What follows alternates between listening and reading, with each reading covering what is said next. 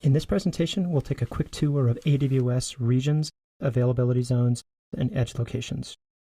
Let's start off with what should be very familiar, the concept of a data center. In Amazon nomenclature, a data center is known as a single availability zone, or AZ. Amazon takes security of these AZs very seriously.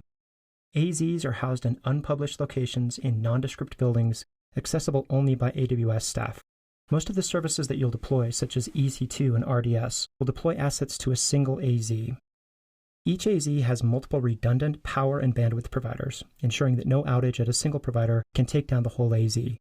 That said, if you want to further insulate yourself from outages, you can do multi-AZ deployments, where you deploy assets across several AZs. That is the preferred way to do HA or high availability inside of Amazon. Amazon ties many of these AZs together, what's known as a region. A region is just a large geographical area of AZs connected by high bandwidth, low latency fiber, ensuring that data transfer between AZs is very fast and in most cases either free or very cheap. Each region will have a set number of AZs. Some of the services that you'll deploy, such as S3 or DynamoDB, actually deploy assets in many AZs inside the region. We can think of these services as belonging in the region. Because the power, bandwidth, and real estate costs vary greatly in each corner of the world, Amazon may charge different prices for the exact same service in different regions. The default region is US East, but that's very easy for a customer to change. Here you can see that we currently have 5 AZs in US East. One thing important to note here is that AZs are simply logical assignments. Your AZA may actually end up being your friend's AZE. Your AZB may actually end up being your friend's AZC. There's no single AZA. Amazon also uses edge locations to push content out close to the users. Content such as Route 53, Amazon's DNS provider, and CloudFront, Amazon's content delivery network, or CDN, puts DNS and content close to users.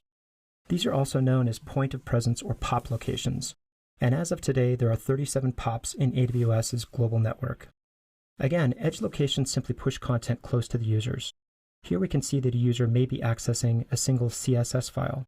It's been pushed out to a geographically close edge location, as opposed to that user having to go out and grab it from the region. This makes DNS lookups and content delivery much faster. Here you can see that in the US, Amazon has 4 regions. One thing important to note is that US GovCloud is a special region, mainly for use only by the US government. It allows compliance with ITAR regulations. The ITAR laws basically state that no person outside of US origin can have physical or logical access to government assets. You can see that in Europe, we have a single region, EU Ireland. One thing important to note is that data that you put into a region will never leave that region. This is especially important in Europe, where there are strict laws regarding data transfer and borders.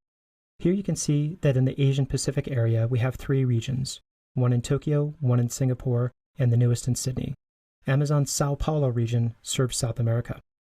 Because regions, availability zones, and edge locations are being added all the time, we highly suggest that you bookmark and refer back to this URL for a current picture of what Amazon's global infrastructure looks like.